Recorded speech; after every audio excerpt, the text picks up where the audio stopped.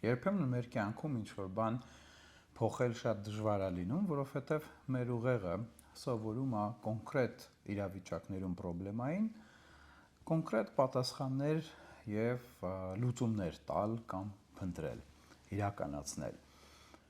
Երբեմն լինում է, որ այդ լուծումները կամ պատասխանները իրենք իրանցով ախտաբանական են և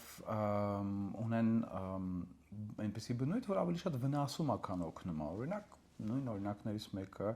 կարող է լինի խաղամոլության պարագայում, երբ որ ուղեղը սովորում է կոնկրետ խնդրի պարագայում, ասենք փողի անհրաժեշտության դեպքում, միանգամից տալիս է լուծում խաղալը, որպես լուծում, այսինքն այստեղ խնդիր լուծում այդ շղթայում առաջարկում է այն, ինչը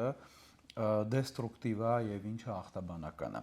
Իրավիճակներ, օրինակները կարող են շատ լինել, որտեղ մեր ուղեղը ժամանակի ընթացքում սովորում է շատ արագ կոնկրետ խնդրի պարագայում տալ կոնկրետ լուծումներ։ Դա կարող է լինի սկսած նրանից, թե երբ որ ես ուշանում եմ գործից, աշխատանքից, ինչ եմ անում, հա, միանգամից տաքսի եմ կանչում, թե գերադասում եմ տրանսպորտով գնալ, թե խնդրում եմ հարևանին, որ նույնպես այդ ժամին է գնում աշխատանքի ինձ հետը տանի։ Այսինքն մենք ունենք բոլորս այսպիսի մոդելներ մեր գլխում, որոնք պարզապես երբեմն կարող են կոնտրպրոդուկտիվ լինել եւ վնասել մեզ։ Շատ ժամանակ, ինչպես ասացի սկզբում, դժվարանում ենք մենք դրանք փոխել, որտեղ դրանք արդեն արմատացած են, ունեն շատ հստակ մեխանիզմներ, ուղեղը շատ ավելի արագ է դա իրագործում, որտեղ առաջինը դա իրեն ավելի ճանաչելի եւ սովորական դարձած մեխանիզմ է, եւ երկրորդը արդեն ձևավորված են դրա նեյրոկենսաբանական հիմքերը։ Սակայն դժվար է թվում առաջին հայացքից եւ միայն սկզբում, համենայն դեպս, եթե մենք ցանկանանք ինչ-որ բան փոխել այդ մեխանիզմներում, դա կարող ենք անել շնորհիվ նրա, որ սահմանենք կանոններ, այսինքն այս դեպքում այսպես չենք վարվում այլևս, այլ այսպես ենք վարվում։ Բնականաբար սկզբում դա դժվար կարող լինի, բայց տեսեք, նույնիսկ եթե մեզ թվա դա անհնար կամ շատ դժվար, ապա դա սկզբում է, որովհետև դեռ ուղեղը սովոր չի դրան եւ չունի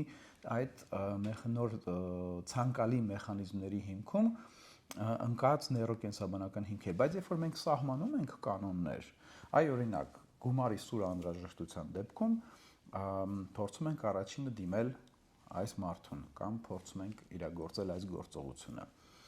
ապա ժամանակի ընթացքում, երբ որ այդ սահմանափակումները մենք հստակ դնում ենք, մեր ուղեղը փորձում է եւ գտնում է նոր լուծումներ հին խնդիրների համար։ Բնականաբար, ելի եմ ասում, սա սկզբում կարող դժվար լինի, բայց հետո մենք դրան սովորում ենք։ Նույնքան դժվար, ոնց որ օրինակ շատ ավելի հեշտ է առանց կանոնների մենամարտելը, քան կանոններով մենամարտին մասնակցելը։ Սակայն ընթացքում, երբ որ այդ կանոնները դառնում են արդեն մեզ համար իրական սահմաններ, մեր ուղեղը սահմանափակվելով իրանց մեջ փորձում է գտնել լուծումներ հենց այդ միջակայքում կամ այդ տարածքում։